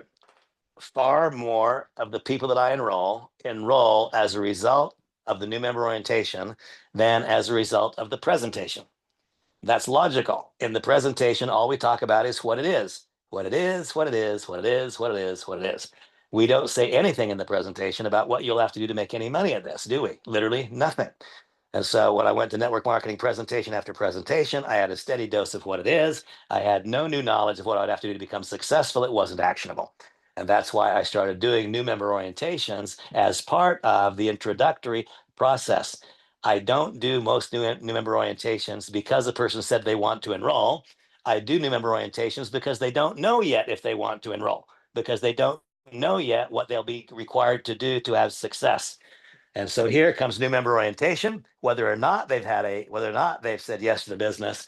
And next is where I then began this building of belief. And this is where I would send them to the corporate presentation on 3 days a week when they will be, once we go formally live, or right now twice every day per week. Or this is where I would send them to the business presentations that we do in our group on Tuesdays and Thursdays. That's what this is. And so people who are using this, isn't it true? Most people in the company right now, and most people in our organization, are using this, that business briefing, that business presentation. They're using the corporate presentation or the presentation in our Zoom room as their first look. That's what they're doing. People are coming here for their first look. Well, Charles, if we've got a ladder and we're putting a ladder against the wall and we try to skip the first, the second, and the third rung, if we try to put our foot on the fifth rung, isn't it true we're going to fall quite a lot? We're going to fall a whole bunch. And remember that every single thing that we're doing is teaching somebody else what they must do. And so if we invite our candidate here for their first look, then what can we expect? We can expect them to invite their candidate here for their first look. Here is the key, folks. Every next exposure must be superior to the first exposure. And that is why it's a 30-second, a 90-second video. This is a 23-minute video. This is now a conversation that becomes individual to that person. And now they're up here as a belief builder. This then becomes a culminating point. This is where they say yes if they haven't said yes yet. What if they come here for their very first look? So their first look, they come to a corporate presentation. There are people on there from all over the world. They're there from Indonesia and Malaysia and the Philippines and India. And it's kind of exciting. And there might be 100 or a couple hundred people there. Maybe it's one of the corporate presentations, there's 500. That's their first look. Then their next look is they have a conversation with a member who hasn't enrolled their first person, who doesn't have the answer to any question. The first look is then a step down. Right? The second look is a step down. When the second look is a step down, the third look never happens. What happens is when each look leads its way into the next one being superior. That is why it is called the ladder of escalation. If we do A, then we get B. If we do B, then we get C. If we do C, then we get D. And if we don't, we don't. All of the things that I teach you, by the way, are things that work when the company's not red hot. You don't have to do all these things right now. What have we done up until now? This message is almost entirely a you can be first message. That's the message. It's a you can be first message. You can gather together the first handful of people on a you can be first message. The you can be first message will wear its way out sometime over the course of the next 6 or 9 months. 6 or 9 months from now, everybody on planet Earth is going to have heard of this company. And those people who are surviving on you can be first will then be in trouble. It's not just about you can be first, folks. It is about the creation of a leadership structure that would work if we were trying to build Nu Skin or Herbalife or Amway right now. If this group were to together start doing what I propose, and we did it in any legitimate network marketing company, we would succeed.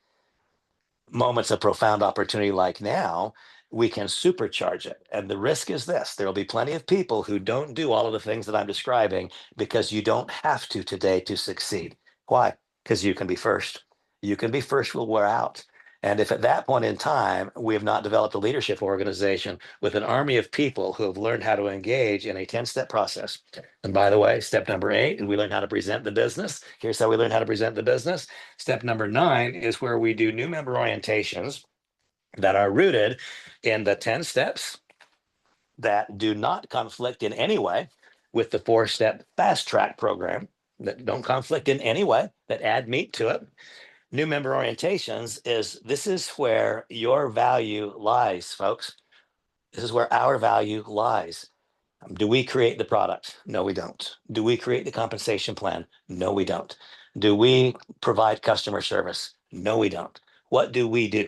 What we do is guide new participants through a process that results in them winning the race to profitability. That's the surface of what we do. We identify people of goodwill and intent who want more, who are willing to learn more, to develop more skills, to refine character attributes, to become more so they can have more.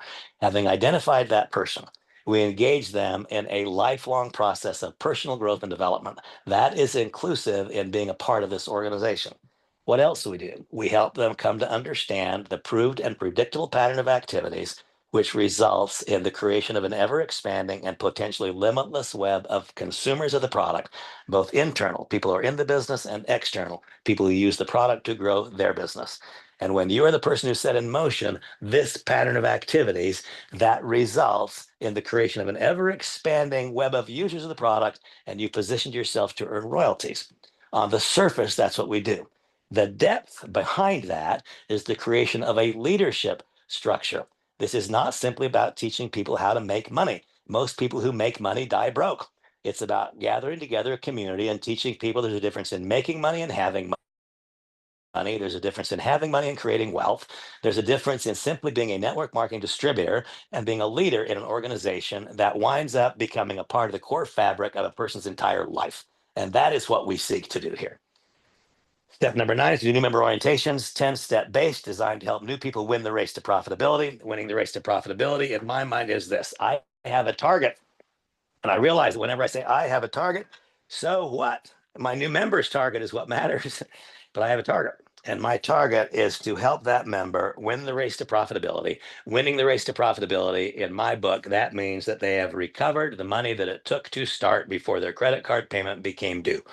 That essentially means that if they enrolled with a starter pack, they need to enroll 2 with a starter pack and 1 with an elite. If they enrolled with an elite pack, they need to enroll 2 with an elite and 1 with a pro or something similar. If they enrolled with a pro pack, they have to enroll 3 with a pro pack and 1 with a starter pack. That's what needs to happen. See, my task, whenever I enroll a new person, whether or not they expressed any financial insecurities or any financial need, I make an assumption that they need the money and they need it before their credit card payment is due. That's an assumption I make with every person, irrespective of the way they show up and present themselves, irrespective of what they say. Financial scarcity is a reality for way more people than you might guess. Pride and ego are an enemy of almost all those same people. And I'm going to behave like they have to get the money before the credit card is due, no matter what words come out of their mouth. And if we do the same things, and if we behave that way, causing increasing numbers of people to win that race to profitability, I promise you that that behavior, these behaviors tied to a daily activity standard that is coincident with your goals and objectives, tied to this particular iteration of a direct selling company, can result in absolutely incredible successes, successes that most people haven't dared dream of yet. Okay, I'm going to call upon my friend Ray Heron just for whatever things you might have to say. You guys are so patient with me. I try so hard to keep these sessions inside an hour, and it's hard for me to do it. But Ray, comments? Well, Randy, I really enjoy this. I'm looking at this, and by the grace of God, I've been very fortunate to have some mammoth organizations in my career. But I promise you this, brother, had I been missing for 30 months, my income would have dropped like a rock from the sky.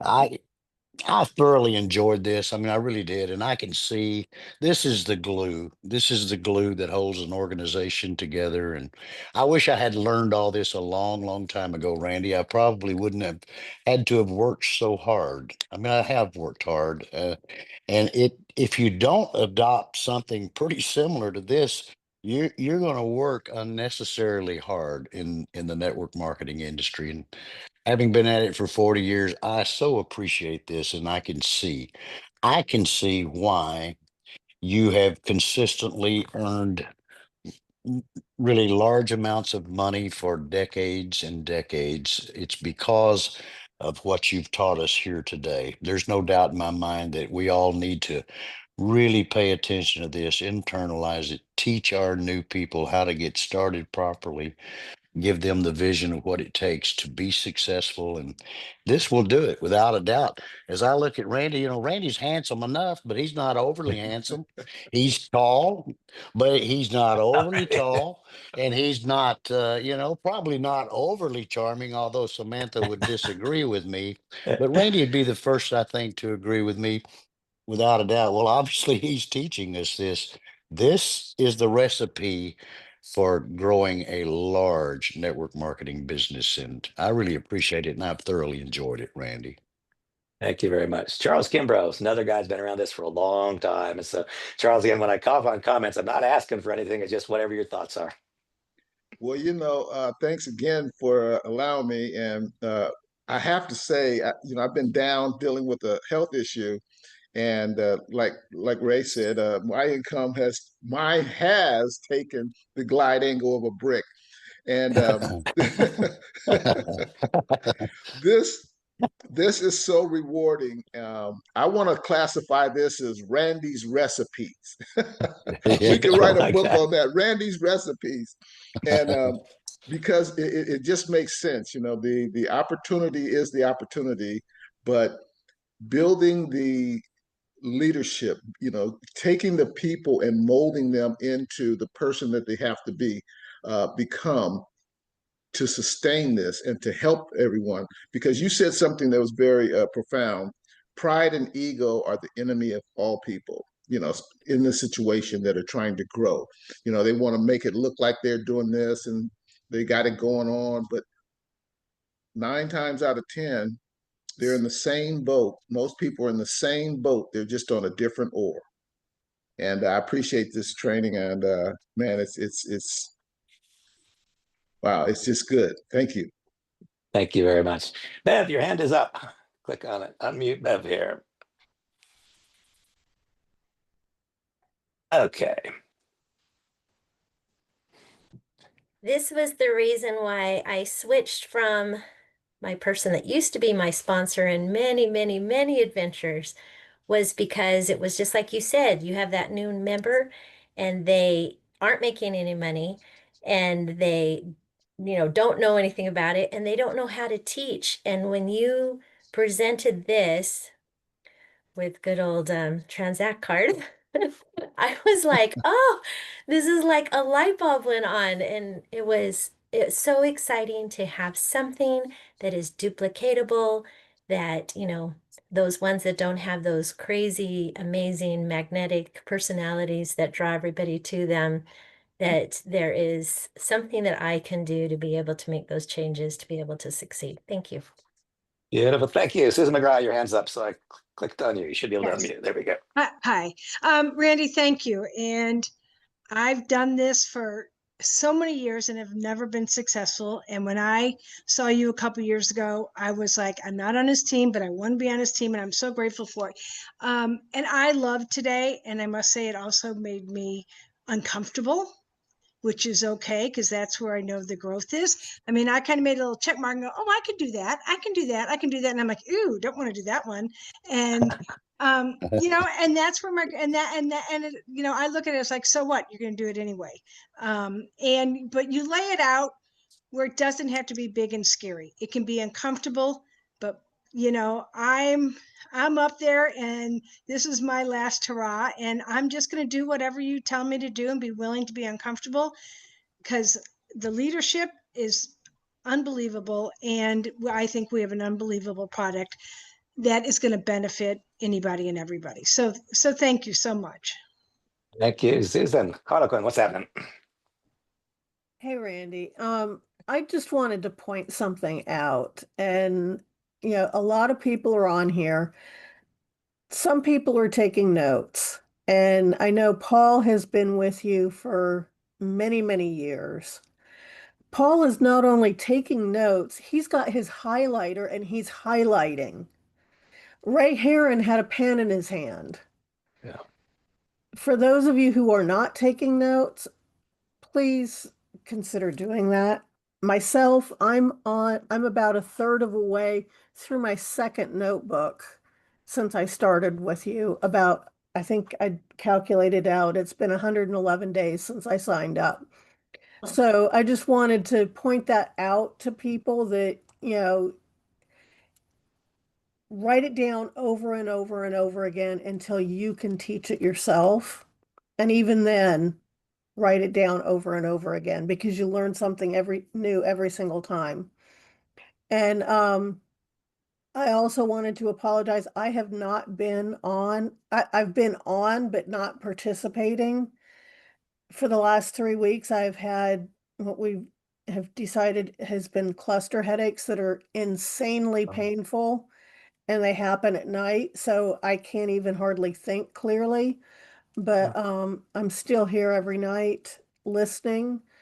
But I've also been going and trying to go and put in some type of a video every day in our WhatsApp, and I missed last night. I don't know why, but there will be 2 of them on there today before the end of the day. So Perfect. I love it, Harlequin. I'm sorry for your headaches. I hope you get better. And thank you for being here. I appreciate it. Patricia, what's happening? Good afternoon, everyone. I am so happy and grateful to be part of this group. And I miss you all very much this past week and your presentations. I really had wanted to listen to you because I think every one of you are such great people and great leaders. I really appreciate you. And I must say, my hand is hurting from taking notes. And I have some questions just to get a little bit of clarity. The last part, you said first you share a 30-second presentation, then 23 minutes, and then you send them to the business presentation. Is that correct? That is correct. Okay. And then I've been doing, based on intuition, some of what you're teaching already. But I noticed the people are just there, they're not reacting. So I really would appreciate your help to go through all the steps as you've taught, so that I can really get results. Of course. So for anyone who would like to have a individualized session, then please just contact Samantha and schedule it.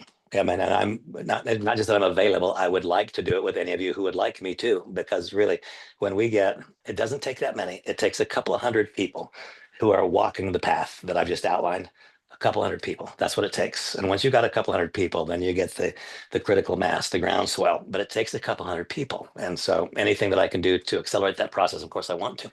Steve E, I'm going to click on ask you to unmute because your hand is up. Fire away, Steve. Great to see you here. Go ahead. Let's see. Can you hear me okay? Yes, sir. Fantastic. Well, hello, everyone. Nice to meet you. Nice to see you. A lot of excellent information. I mean, I'm reviewing the steps, the 10 steps, and there was a lot that I learned today. But if I could point out just a couple of things that really hit home. Number one, talk less, listen more. Number two, make it about them. And I know the mistake that I have made throughout the years, whether it's intentionally or subconsciously or unintentionally, talking about or coming across as, although it may be for them, it appears that it is more for me. And I think people pick that up without a doubt. The other thing that really hit home was, it reminded me of when I learned to swim many, many years ago, being dropped in the 10-foot water as opposed to, starting in the shallow water. And I relate that to if I'm inviting somebody to jump right on 12 o'clock or an 8 o'clock Zoom, and that's their first exposure, it could be, too much, overwhelming, as opposed to making the steps exposure number 1, 2, 3, 4, because I think at the same time, that's also teaching them how we do it. So there's just a lot of different things that I picked up. I mean, having your belief level, because you might have experience in network marketing or sales or multi-level marketing throughout the years, but a lot of people might not. And if they come on board, they're going to get hit with a barrage of negativity out the gate from friends and family, people that are close to them. So we need to help them to, to build their armor, shall we say, build a Right. wall when they face those challenges to balance that beam. So, steps 1 through 10, I'll be reviewing those today and tonight and over the weekend to kind of internalize them. And it's good to meet everybody and look forward to a lot of success and a lot of fun. So thank you, Steve. Glad you're here. Charles. I just needed to get what was step 10. You wrote it down, but I couldn't see it and wanted to make sure I have it listed. Yeah, when Steve just said that, I realized I probably didn't write down what step 10 was. Step 1, enroll, create a mental and emotional barrier of exit. Step 2, place an appropriate initial order. Step 3, 52-week long runway. Step 4, complete back office review in the first 30 days. Step 5, add something to the belief bucket every day. Do a periodic fire hose to fill it up completely and put the Kevlar bottom in. Step 6, the activities, to write down a list of names that will encourage and support us, 12 to 15 strong. Send it to me and let me help you with the invitation. The extension of step 6, the skill part, learning to live our lives in such a way that our candidate list perpetually grows in front of us. Step 7, mastering the art of the invitation, learning what to say and what not to say so that our candidate opens their eyes, their ears, and their hearts to the possibility. Step 8, learning to present the business in a fashion that can, will, and does duplicate. Step 9, learning to do new member orientations that are 10-step based, which encompass inside them the 4-step fast track. And step 9 is to learn to do new member orientations with a principal target of helping that newest participant win the race to profitability, with the definition of that being recovering the amount of money necessary to pay off their credit card before the bill comes due. And then finally, step number 10, based upon all of that information, then it would be appropriate to take action. And so the action items associated with it. That's step number 1. Most of you don't yet have a mental and emotional barrier of exit. Probably none of you have printed it out and are reading it aloud every day. Step number 2, there is corrective action required by some, not by all, but some should correct whatever their initial order was. Step number 3, if you've not yet made a permanent commitment to maintenance, I suggest you do so. And I further suggest that you become an annual subscriber the moment that is financially prudent for you, and make it prudent for you with earnings in our company. And at step number 4, once again, action items, specific assignments. Start reviewing those links. Start now. It is not unusual to have this conversation. There's a lot said, and it's so easy to right behind the conversation have no action. And of course, if there's no action behind the conversation, then there's no change in slope or pace of direction. So begin at step number 5 today. Start. And by the way, if you will start measuring, that which is measured can be improved. If Carol were to call me, and she's one of the most cheerful, happy people I know. And so Carol would not call me and complain about anything. But if Carol were to call me and she was complaining, or I could just tell she's a little bit down, you can feel the energy and it's just a little bit down. Then I would say, hey, Carol, I'm so excited to hear from you. But first, before we continue our conversation, just tell me quickly, look at your notes and tell me, what was the video you watched this morning to get your energy level where you needed to be before you made the first phone call? See, I know in advance that she didn't, or else the energy would be constructive. That's what I know.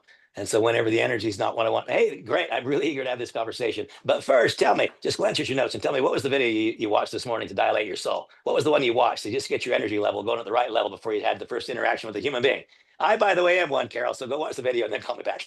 That's what I do, because it doesn't work. Get the energy level up there where it needs to be. So anyway, long, boring answer to short question. Take action. And there are action items associated with each one of those steps. So a person who has been through a proper new member orientation is then given a series of assignments, and there is an assignment consistent with each one of those steps. And very last, Carol Sodman Morris, tell me oh no, Steve's hands up, so she's not last yet. Go ahead, Carol. Oops, you got to unmute yourself. Will it not let you? Hold on here. Okay. Ask to unmute. There we go. I was just going to say, this is my mental emotional barrier of exit. Good. I love it. And Susan Boyles this morning. And it's so good to be here. I take notes every time you talk, and I've been taking notes for what, 12 years or so. And I every time there's something a little bit different. And plus I learn by repetition, repetition. And I learn by listening. So I guess I'm in the right place, and I just need to keep coming back. You are, in fact. And of course, now, of course, what are we all doing? We're all learning from each other. 4 months ago, mostly you were learning from me. Now we are learning from each other. Such a better thing. Yes. Stevie. Can you hear me okay? Fantastic. Just two quick things I forgot I wanted to add. Number one, the Rocky theme to start it off.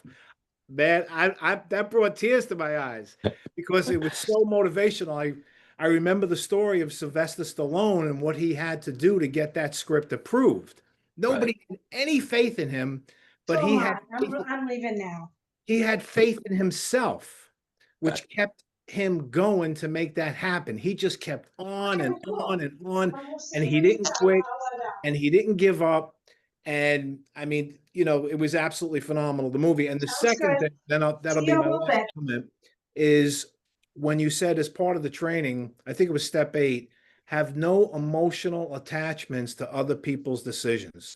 Don't chase people, because it actually comes across, and I'm just saying this for myself, it could come across as a state of desperation, chasing somebody, beating a dead horse, whatever the case might be. Just find people who are looking and go through that process, that simple step-by-step process, lobbing the ball across the net.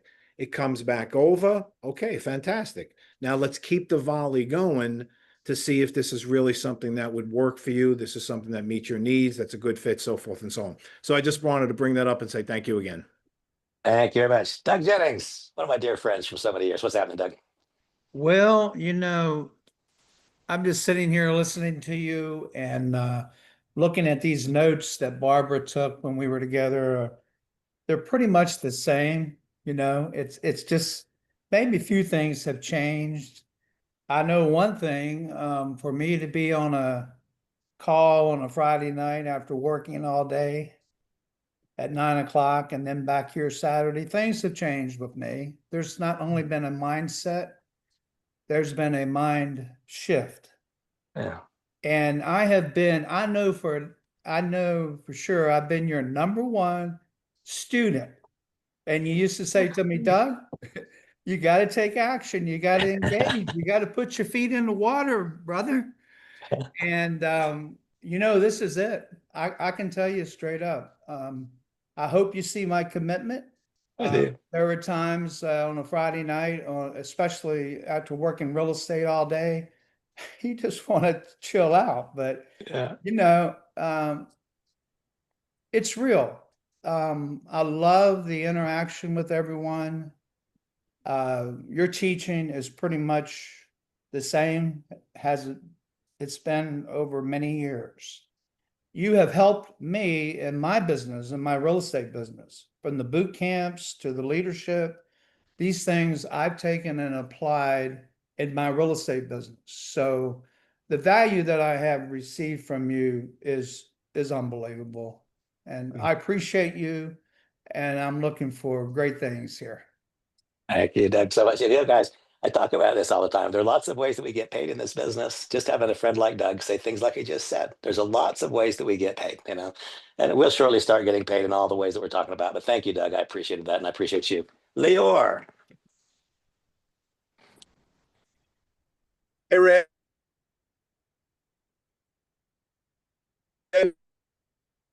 Oh no, it's broken up. Fantastic training. I hope people put it into use. $1 million training is to put it into use and actually make millions of dollars with it. So that was really, really great. One thing that I said yesterday was regarding making lots of calls and having a great DMO, however many calls you want to make. And, you mentioned that today as well. It's very, very important to make lots of calls. One thing to keep in mind is obviously, like the saying goes, you can't say the right thing to the wrong person, and you can't say the wrong thing to the right person. So if you make lots and lots of calls, eventually you will be successful.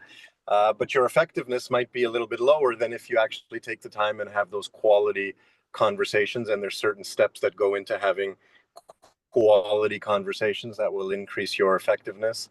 So I'm sure, you know, Randy mentioned that in his next training he's gonna talk about all of the different things that go into having quality conversations, and that's something that I trained on in my previous company, is how to have those quality conversations, and I tried to put it into use as often as possible. And what I saw in my team was those people who spoke to lots and lots of people, they did have some success, but those people who had quality conversations with the elements of those conversations, one of those elements being listening to what the prospect needs and wants in their life and connecting the opportunity to what they need and want.